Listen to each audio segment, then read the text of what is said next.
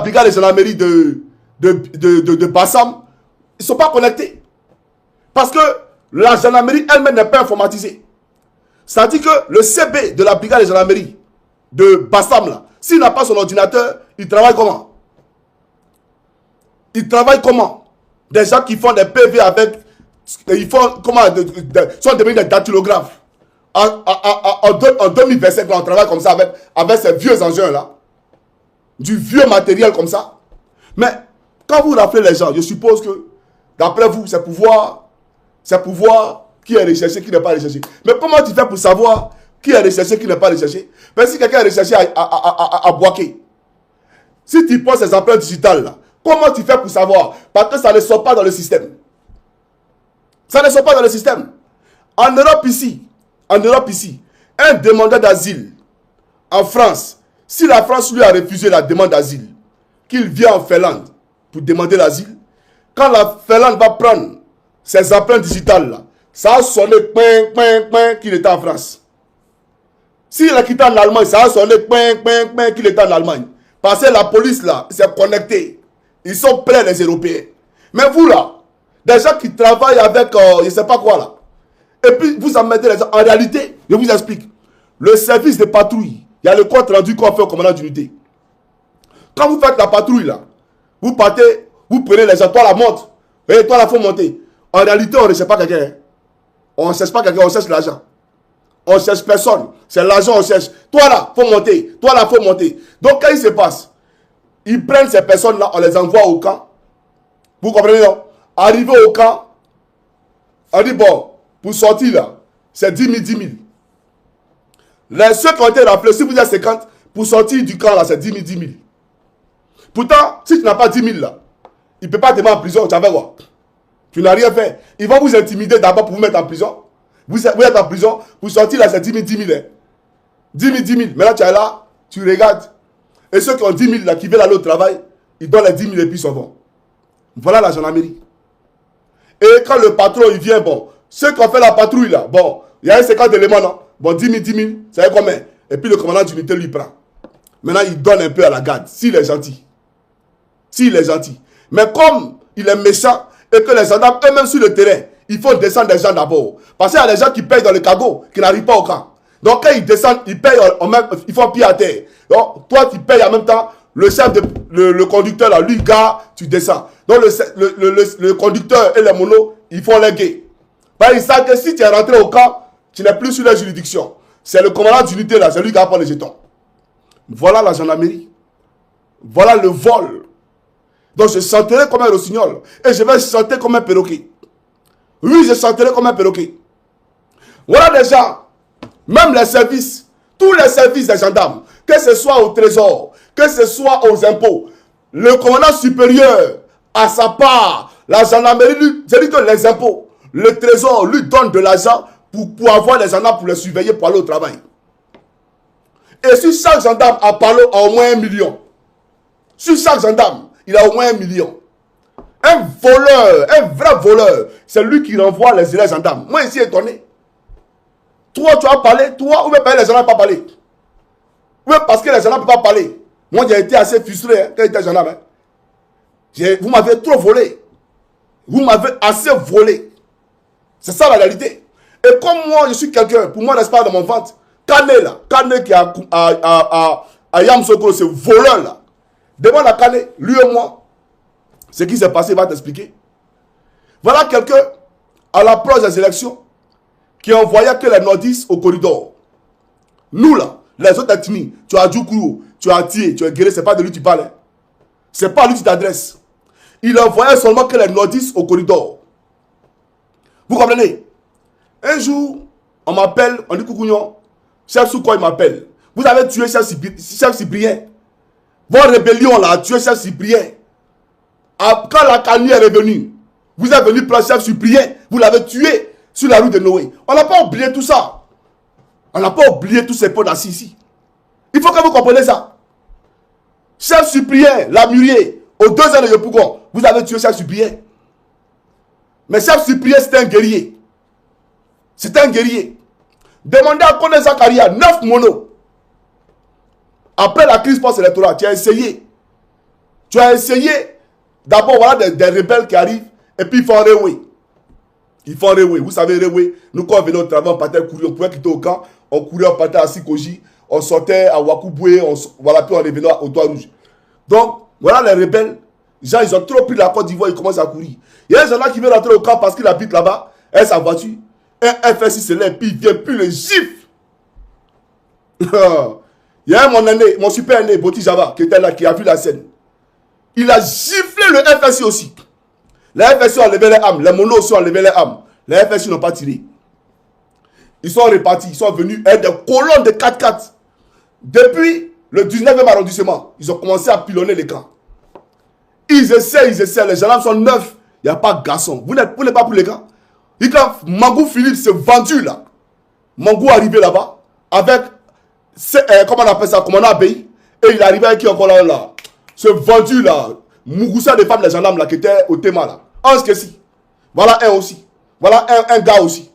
Lui, quand il est au tribunal militaire, quand il a un dossier avec un gendarme, vous savez ce qu'il fait? Le gendarme doit payer. Si tu ne payes pas là, lui, il te renvoie. Maintenant, quand tu finis de payer là, il mougout ton mousseau pour mettre dessus. Il mougout ton mousseau. Ton mousseau là, il vient demander pardon pour son mari, non? Il a mougout toutes les femmes des gendarmes. Il n'y a pas un gendarme, il n'a pas mougout son mousseau. En ce cas-ci. Les gendarmes sont frustrés et puis ils sont assis là. Vous allez venir parler de quoi? Je chanterai comme un rossignol. Comme un vrai perroquet. Oui, on va chanter aujourd'hui. Ils ont giflé le... Boti Java a giflé le FSI. Il y a eu quoi? Il y a eu essence de feu. Ils n'ont pas pu prendre le camp. Après, ils ont commencé à chercher ceux qui ont combattu. Ils ont pris ces suppliants. Ils sont allés le tuer lâchement à la frontière de Noé. Et puis, ils ont laissé son corps. Pourtant, Mangou est venu. On dit, c'est fini. Mon aîné Boti Java, lui, l'a mis dedans. Il est allé aux États-Unis. La guerre est finie. Hein. Donc, lui, il est parti aux États-Unis. Mais tu n'as pas mouru comme un lâche. Tu n'as pas mouru comme un lâche. Moi-même, ma promo, ils l'ont abattu. Sur indique, hein. Sur indique, ils l'ont abattu dans Gabadrom, au Carrefour Anador. Bas la boue portale à sa poitrine. Les monos. Au fait, il y a tellement mal, j'ai trop mal quand je parle. Mais, écoutez, c'est pour dire aux gens, si vous voyez un policier sur la route, ou un gendarme sur la route, c'est son patron qui l'a envoyé. Quand il quitte là, il doit faire compte rendu à son patron. L'argent qu'il a eu sur la route là, son patron a sa part dedans. Donc c'est le patron qui envoie les policiers et les gendarmes pour vous voler, pour vous raqueter. C'est ça le vrai point. Maintenant, je vais vous apprendre un exercice. Voilà, avis à tous les Ivoiriens désireux d'un changement en Côte d'Ivoire. Vous voyez le dispositif qui est là. Donc, je ne vais pas rentrer dans les thèmes militaires parce que c'est militaire. Voilà, mais je vais vous montrer des choses pour ne pas que, d'accord, un parmi vous soit pris. Un parmi vous soit pris. Et personne ne doit être pris. Écoutez-moi très bien. Personne ne doit être pris. Alors, vous voyez ici, il y a un dispositif. Donc, un premier barrage de corps habillés. D'accord? Ils ont des boucliers en main avec des matraques chacun. Ils ont des boucliers. Des boucliers qui les protègent contre les jets de pierre. D'accord? Avec des matraques en main. Vous voyez derrière eux 4 personnes. Je ne vais pas donner les noms en termes militaires. Donc 4 personnes. Eux, ils sont là. Leur rôle, je vais vous expliquer ça. Et derrière ces 4 personnes, la première ligne que vous voyez devant, la même ligne se retrouve derrière les 4 personnes. Donc, entre la première ligne de devant et la dernière ligne, il y a 4 personnes au milieu. En réalité, quand vous venez vous manifester, les officiers qui sont là ont pour obligation de répertorier, d'accord, de cibler les meneurs. C'est-à-dire que les personnes qui tiennent les foules, les leaders, d'accord, et ils ont pour mission de, voilà, de les dévisager, de les identifier. Ça, c'est le terme qu'ils utilisent, les identifier. Donc, on dit par exemple, dans la foule, là, lui, là, c'est lui qui est très agité. C'est lui qui conduit cette foule-là. On les prend, ils vont reculer. Donc, qu'est-ce qu'ils font? Quand ils commencent à faire le hou-ha, là, ils ont déjà identifié le gars. Hein. Ils ont déjà identifié le gars. Sinon, ils ne vont pas faire le hou-ha, là. Ils savent qui est le meneur. Donc, ils ont déjà dans leur tête, dans leur esprit, le meneur. Donc, ils vont attraper le meneur. Donc, leur objectif, c'est d'attraper le meneur et ils vont le faire. Sinon, ils ne vont pas commencer. Donc, qu'est-ce qu'ils font? Ils ont les boucliers en main. Ils ont les boucliers en main et ils commencent comme ça, vous voyez. Voilà. Ils vont venir comme ça. Voilà. Bon, ça, c'est le pic, c'est pas grave, c'est un exercice. Là, ils viennent comme ça. Ouh, ha, ouh, ha, ouh, ha. Et puis, ils avancent ensemble. Ouh, ha, ouh, ha, ouh. Ils foncent vers la foule. Dans une cadence bien définie. Dans une cadence bien définie. Bien structurée. Comme s'ils avaient appris un ballet. Donc, ouh, ha, ouh, ha. Quand ils vont, à un moment donné, ils vont reculer maintenant. Ils reviennent en arrière. Ouh, ha. Ils reviennent en arrière. Ils reviennent en arrière. Et la foule va penser à quoi? La foule va penser que ils ont peur. En réalité, ils ont peur. Ils reculent. Oh, ils sont en train de fuir. Ils ont peur. Donc, vous allez prendre confiance. Vous allez venir encore. Le meneur qui veut l'attraper là, lui va venir devant. Venez les gars, venez, venez. Ils vont reprendre encore le même exercice.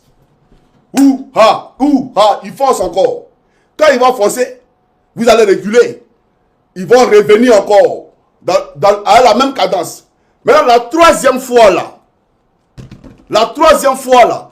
c'est décisif. Là, ils ne vont pas reculer.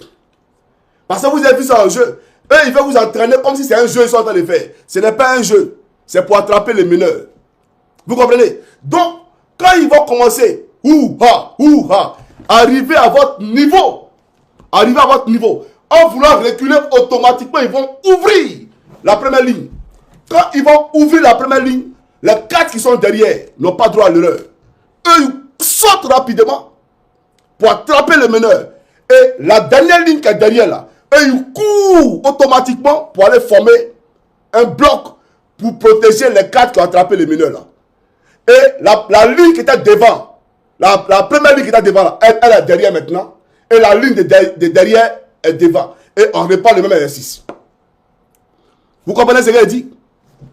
La ligne qui est devant là, quand ils vont faire le houha là, quand ils vont ouvrir, les 4 qui sont derrière eux là, vont attraper le meneur. Et maintenant la ligne qui était derrière les 4 là, et ils vont courir rapidement avec une vitesse lumière pour aller bloquer, d'accord, comment on appelle ça, la foule, pour ne pas que la foule vienne s'en prendre aux 4 gendarmes ou bien aux 4 policiers qui ont attrapé le mineur. Donc la ligne qui était derrière devient maintenant la première ligne principale. Et la ligne principale qui était devant, qui faisait le ouah là, elle est derrière maintenant en réserve. Et puis ils reprennent le même exercice. Et cette fois-ci, ils vont identifier une deuxième personne. Le deuxième meneur là, ils vont l'identifier. Ils vont faire ça tout le temps. Et avec des jets de grenades lacrymogènes. Avec des jets de grenades lacrymogènes. Et le véhicule que vous voyez, ce véhicule blindé que vous voyez là, ce véhicule-là, vous allez voir un dispositif de militaires, de monos à côté, des gendarmes ou des policiers, à droite et à gauche du véhicule. Ils vont avancer au même rythme que le véhicule, mais avec des boucliers, pour ne pas, bien entendu, prendre des jets de pierre. Donc, avec des boucliers. Et au même moment qu'il progresse, le véhicule rentre dans la foule. Il va lancer, d'accord, des jets d'eau. Et c'est très fort, la puissance de l'eau est très forte, donc ça va vous balayer. Donc, ceux qui sont à côté là, ils viennent et puis vous récupèrent rapidement. Et l'équipe qui est là, qui fait le voilà, il va venir former le bloc encore, et puis le véhicule, et comment on appelle ça, les meneurs là, on vous prend et ça va vous mettre en prison. Voilà la réalité. Donc, ce que vous avez comme mission, ce que vous devez faire, écoutez-moi très bien, quand ils vont faire les houha là, vous savez désormais ce qu'ils vont faire. Comme il a dit que la troisième fois, c'est pour arrêter quelqu'un, peut-être ils vont changer le dispositif, ils vont dire bon, 4e fois, ou bien 5e fois. Donc, sachez qu'à n'importe quel moment, quand ils vont là, ceux qui sont, regardez ceux qui sont derrière eux là, les 4 personnes derrière là, c'est eux qui attrapent les gens. Les 4 personnes qui sont derrière la première ligne là, c'est eux qui attrapent les gens. Donc, vous là, il faut les regarder, il faut les remarquer au pas. Et puis vous aussi là, préparez vos gars. Quand les 4 commencent à sortir, vous commencez à les lapider les sachets de piment d'eau. Piment en poudre là, vous mettez ça dans un sachet d'eau. Et vous fermez ça, vous attachez ça. Piment en poudre, l'objectif, ce n'est pas de les tuer. C'est les corps habillés, ils n'ont pas le choix, sinon vraiment ils n'ont pas payé les salaires. Sinon eux-mêmes ne sont pas contents. Eux-mêmes ils savent qu'il y a la cherté de la vie en Côte d'Ivoire. Eux-mêmes ils savent que je leur rends service. Parce que le service que je leur rends, c'est que la Côte d'Ivoire de demain, Qu'un gendarme ira faire son service sur le terrain, si le service est 25 000 par jour, le gendarme a fait 25 000 par jour. Et ça sera viré sur son salaire, sur son compte bancaire. Terminé.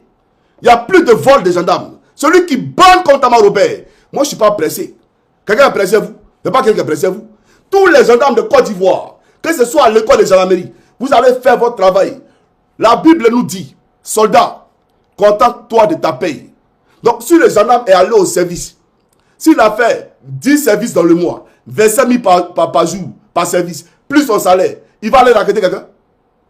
Il va aller voler quelqu'un? Il va voler qui? Personne. Il va s'en sortir. Voilà pourquoi les policiers ici, là, ils ne raquettent pas, parce qu'ils sont bien payés. Et les services sont payés. Ils ont des bonus qui sont payés. Donc ils sont à l'aise. Donc quand il prend quelqu'un, quand tu lui attends l'argent, il dit non, il ne prend pas. Il faut payer ta contravention, voilà le compte bancaire. Mais chez nous, les gens sont bien de prendre l'argent parce que ça ne va pas. Ça ne va pas. Il faut comment? Des gendarmes même qui commencent à auditionner des gens. Quand ils veulent donner contravention, mais convocation. Dès que tu enlèves l'argent, ils déchirent convocation là. Bon, les gars, on va où? Et pas dans quoi? Mais c'est parce que les patrons, les vols, ils n'ont pas le choix. Sinon, ils sont bien formés. Physiquement, ils sont très bien formés. Ça, je vous le garantis. Mais, le travail pour lequel ils ont été formés là, ce n'est pas ce qu'ils font sur le terrain. Vous comprenez?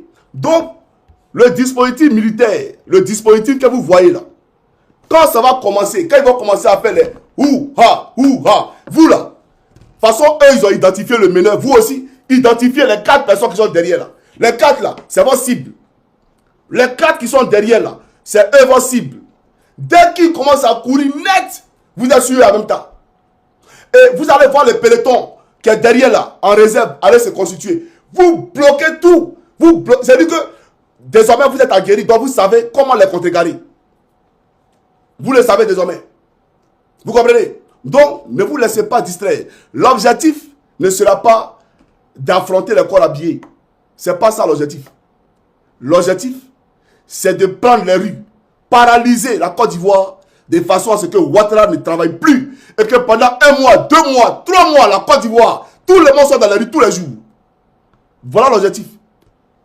Les corps habillés ne sont pas un grand nombre. S'ils prennent des grenades lacrymogènes, s'ils ont lancé un fumigène sur vous, donc sur les grenades lacrymogènes là, s'ils ont lancé un fumigène sur vous, vous prenez grenade lacrymogène là, ne fuyez pas, hein. Ça ne va pas vous tuer. Vous prenez même grenade lacrymogène là, vous le lancez sur eux.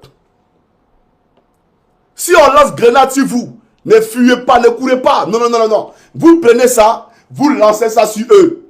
Vous lancez ça en grand nombre. S'ils lancent en grand nombre, prenez et puis lancez en grand nombre sur eux. Ils vont reculer. Parce que dans la casse, là, ça va rentrer. Mort va sortir. Ils vont fuir. Vous prenez piment en poudre dans l'eau. Vous lancez piment en poudre.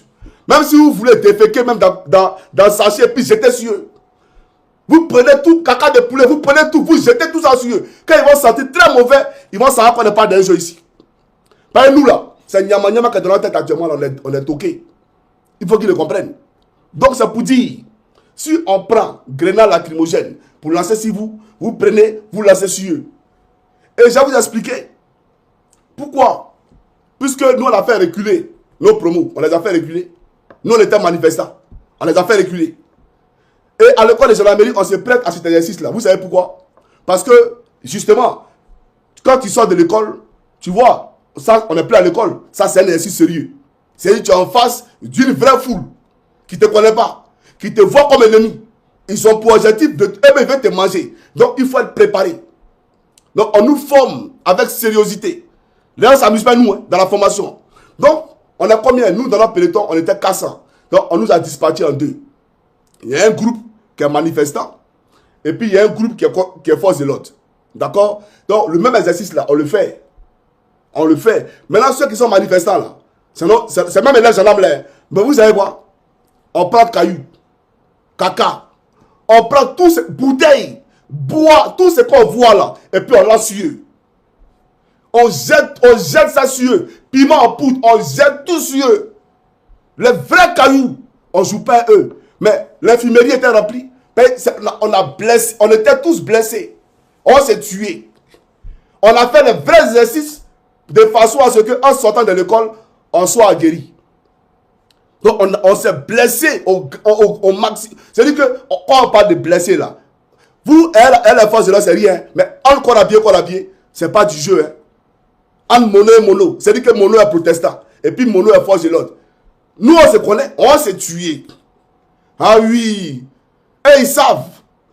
Et puis, ceux qui étaient les protestants, là, et ils deviennent maintenant quoi? Force de l'ordre. Maintenant, les forces de l'ordre deviennent quoi? Les manifestants. Donc, Caillou vous est lancé sur eux, là. C'est à leur tour de lancer Caillou sur vous. C'est à leur tour de lancer Caillou sur vous. C'est qu'ils vont vous montrer, ils vont vous tuer. Vous comprenez un peu? Donc, c'est pour dire à la foule, si vous voyez ça, désormais, vous savez quelle conduite tenir. Vous savez comment marcher. Vous comprenez? Voilà. Mais comme je l'ai dit, notre mission principale, ce n'est pas les forces de l'ordre, c'est nos frères. La santé de la ville, ils vivent ça. Les hôpitaux, les gendarmes aujourd'hui là, gendarme qui fait AVC et puis pas marcher. Et puis on cotise pour lui. Vous avez vu ça là où? Vous avez vu ça où?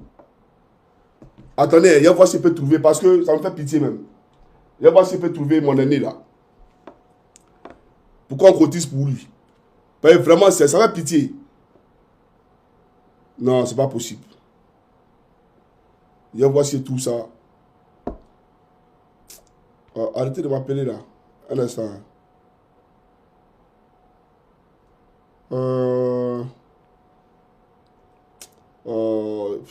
Je ne vois pas son message là. Arrêtez de m'appeler là. C'est quoi le problème?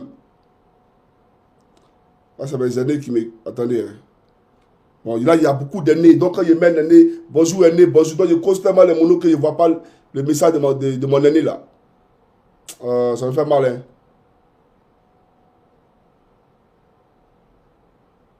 Comment il fait pour voir son message là, pour qu'on l'aide?